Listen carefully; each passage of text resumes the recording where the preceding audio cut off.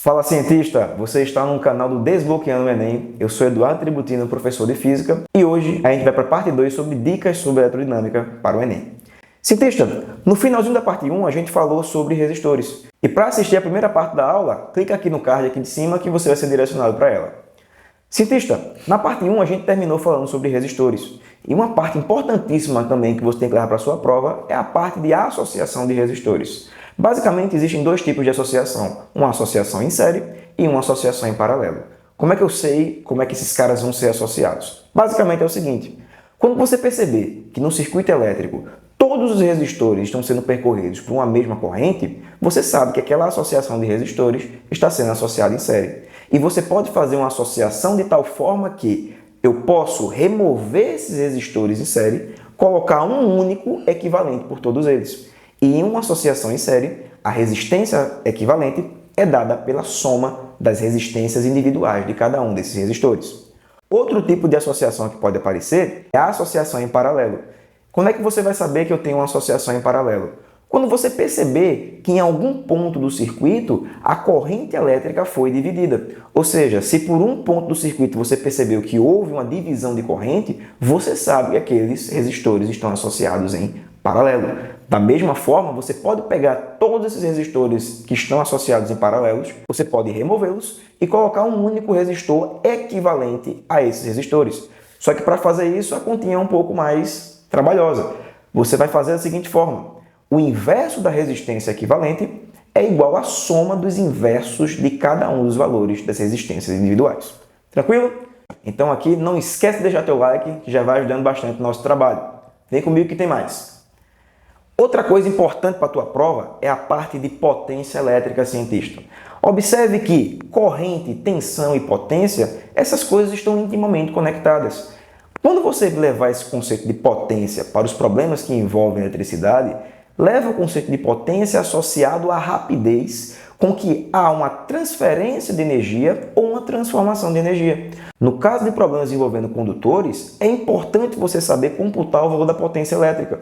E para a gente, o valor da potência elétrica é dado pelo produto da tensão vezes a corrente elétrica. Outra coisa importante, cientista, para a tua prova, parte de geradores e receptores. Cientista, um gerador é qualquer dispositivo que consegue pegar uma forma de energia arbitrária e transformar em energia elétrica. Qualquer dispositivo que pode fazer isso é considerado um gerador. E para a tua prova, uma parte bastante importante é a parte de associação de geradores. E essas associações elas podem aparecer de duas formas. Você pode ter uma associação em série e você pode ter uma associação em paralelo. O que é que eu te dou de dica aqui nessa parte? Observa que quando você tem uma associação em série, você vai ter um ganho de potencial. E esse potencial, quando a gente fala de geradores, isso aqui termina ganhando o nome de força eletromotriz. Então, numa associação em série, como uma corrente vai passar por todos eles, essa corrente vai ganhar a força eletromotriz de cada um individualmente.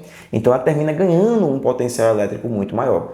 No entanto, cientista, percebe que em uma associação em série de geradores, você também vai ter uma associação em série das resistências internas de cada um deles. Então, você vai ter um aumento também da potência dissipada.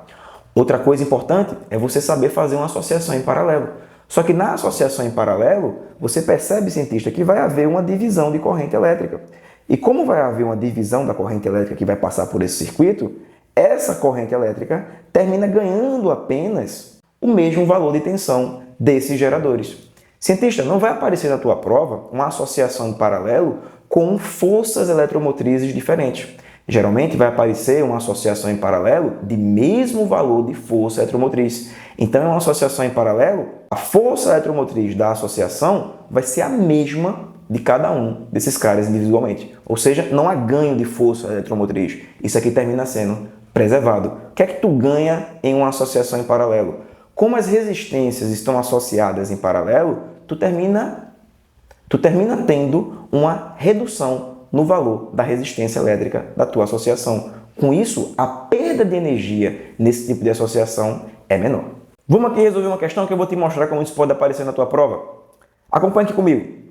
Dispositivos eletrônicos que utilizam materiais de baixo custo, como polímeros semicondutores, têm sido desenvolvidos para monitorar a concentração de amônia, um gás tóxico incolor, em granjas avícolas. A polianilina é um polímero semicondutor que tem o valor da sua resistência elétrica nominal quadruplicado quando expostas a altas concentrações de amônia. Na ausência de amônia, a polianilina se comporta como um resistor ôhmico e sua resistência elétrica é mostrada no gráfico. Cientista, questãozinha importantíssima que envolve conceitos sobre lei de Ohm. Mas aqui eu te adianto, questãozinha que traz algumas cascas de banana. Por exemplo, observa aqui, na presença de altas concentrações de amônia, o valor da resistência elétrica nominal desse polímero ele é quadruplicado. Só que na hora da questão informar o comportamento desse condutor para a gente, ele informa na ausência de amônia. Então, muito cuidado com essas informações. Então, nesse gráfico, a gente tem o comportamento da tensão elétrica em função da corrente. Se a gente tem valores de tensão e tem valores de corrente, fica fácil a gente calcular a resistência elétrica. A gente sabe da lei de Ohm que a resistência elétrica é o valor da tensão sobre a corrente. Como esse resistor é ôhmico, cada um desses pontos, cada um desses pares alternado entre tensão e corrente vai dar o mesmo valor de resistência. Então, eu vou pegar aqui o primeiro ponto, por exemplo. Para uma tensão de meio volt, a corrente no circuito é de 1 vezes 10 elevado a menos 6 amperes. Cuidado, cientista, que aqui no gráfico a corrente está em 10 a menos 6 amperes. Então, quando a gente calcular a resistência elétrica desse material, a resistência elétrica na ausência de amônia é de meio vezes 10 a sexta ohms. Perfeito. Vamos para o comando da questão. No comando da questão ele pergunta o seguinte, o valor da resistência elétrica da polianilina na presença de altas concentrações de amônia. Opa, cientista, olha aqui a casca de banana. Ele quer na presença, mas a gente sabe exatamente o que acontece na presença. Pelo texto, ele informou que na presença de altas concentrações de amônia, o valor da resistência elétrica é quadruplicado. Acabamos de determinar que o valor da resistência normal é 0,5 vezes 10 elevado à sexta ohm. Na presença de amônia, esse valor vai ser quadruplicado. Então, 0,5 vezes 4 é 2 vezes 10 à sexta ohm. É desse jeitinho que as questões podem aparecer na tua prova. Tranquilo, cientista? Então não esquece de deixar teu like, não esquece de se inscrever, assinar o sininho para notificações e até o próximo vídeo.